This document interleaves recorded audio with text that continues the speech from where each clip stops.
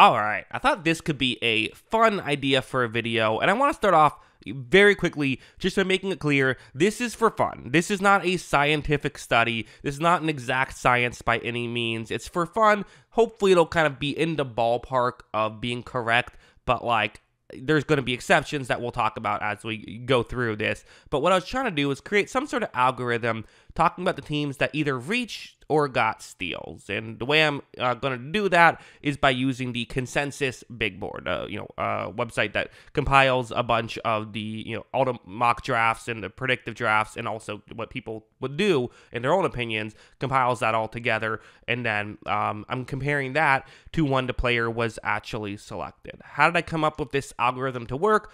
I won't take forever on this. Feel free to skip until you see, the team's names next to me if you don't care about how the algorithm works and just want to see, who was at the top and who was at the bottom. But real quick, the way that it works is essentially for every player that was selected, if they were selected one spot, before they should have been drafted, then 1 point has been added to your total. Simple enough. But I wanted to kind of weigh it towards the top of the list because obviously, reaching 10 spots from 10 to 20 is a much bigger deal than from 210 to 220. So I decided to weigh it, and the way I decided to weigh it was that if it's a top 50 pick, then each spot is actually worth 11 points. If it's a top 25 pick, each spot is worth 25 points. And if it's a top 10 pick, each spot is worth 100 points. And it goes both ways. So just like how you can get points added to your score, you can get points subtracted to your score. Did that make any sense? I hope so. If not, we'll just get into it and hopefully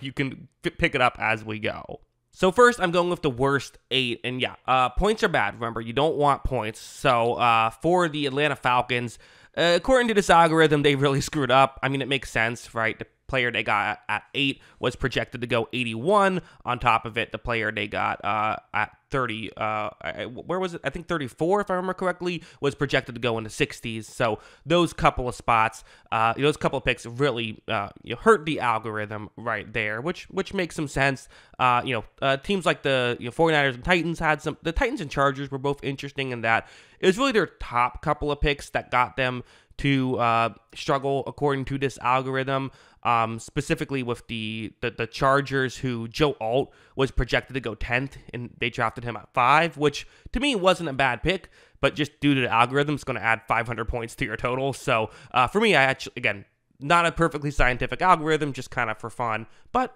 again, if you believe Alt is the 10th best prospect, then drafting him at 5 is a mistake. So I don't agree that he's the 10th best prospect, but we're allowed to disagree. That's part of the fun of this. And then teams like the 49ers and Bills were kind of more so later pick. Like the Bills are on this list because they drafted a rugby player with their last selection who was projected to go way later in the draft. So a few teams are just on it for like later picks. Broncos, the Bo Nix selection was one that hurt them, as he was a guy who was projected to go like in the 30s. They drafted him at 12, so that got them a ton of points. As the chart goes along, the next 8, we have some, like, the Cardinals, a good chunk of these, like the Colts, it's more so like kind of the later picks were reaches, which, again, that's part of why I wanted to do this chart, right? We can all kind of tell when the top picks were good or bad, but kind of compiling it all together is hopefully what I can, what I thought would be interesting with this. Dolphins were another one where Chop Robinson was considered a slight reach there at an earlier spot, so that added some points there. They would have been higher up if not for that, but I kind of like that pick, so that's where they end up. And also like the Commanders kind of had the Daniels pick, which really hurt them because he was projected to go 5th. They got him at 2, so that's 300 points added to your total. But then also Johnny Newton was supposed to go a lot earlier, so that helped them out a lot. So they had some big swings on their first couple picks, and they actually had a few that helped them out a lot in day 2. The next 8, we have the first, the top 10 were the teams that actually had negatives here, so they ended up ahead. They did a good job of drafting players that were, supposed to go earlier in the draft as opposed to later in the draft. Most of these teams are kind of teams that had some solid picks and some not so solid picks that kind of all evened out. The Browns ended up with 23 points. That's the closest to 0 any team ended up with, which part of why they ended up there was simply due to the fact that they only had like 5 picks. I briefly considered, should I divide it by how many picks you had? But I decided not to do that simply because I figured, well, if you have more picks, that doesn't really help you or hurt you, right? It gives you more of an opportunity to screw up and have your add points to your total, but it also gives you more opportunities to do a good job, draft players who were projected to go earlier, and subtract points to your total. So I decided to leave it that way. And plus, I mean, again, this isn't a scientific study, so you can factor that in. Maybe a team that's lower on the list is only lower because they had a bunch of picks and they drafted a couple special teamers in round 6, so you actually don't think that they suck. Like, that's fine. Steelers and Rams both had some really strong picks. Maybe a couple of picks that the consensus big board didn't love, which keeps them out of the top 8. But for the most part, did a pretty good job. And as for the top 8, it's really hard to argue with these top 8. In fact, I think if you look at the winners, a lot of people's winners rankings, you're going to see a lot of these teams. And in fact, I believe all of my 7 winners on my 7 winners list did make the top 10. So there you go. I thought that was a pretty good job by these 8 teams. You have the Chiefs with their Sumatea selection. That was a big one. In the second round, the first round pick actually hurt them a little bit, but nothing too major, and they were able to do a lot of good stuff in later rounds as well to get on the list. And they did make my 7 winners list. The Saints, Kool-Aid McKinstry was kind of the big selection there.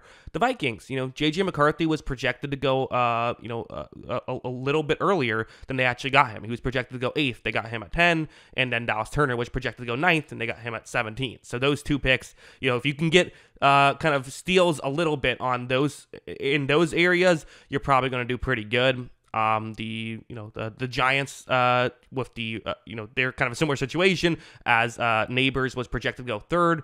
They get him at 6, so that gives them 300 points right there. So that's gonna really help you out a lot. The Bears, kind of a similar thing with the Romeo Dunze situation. You then have the Raiders, again, similar thing with Brock Bowers, but they also had Jackson Powers-Johnson. So they had 2 really strong situations there.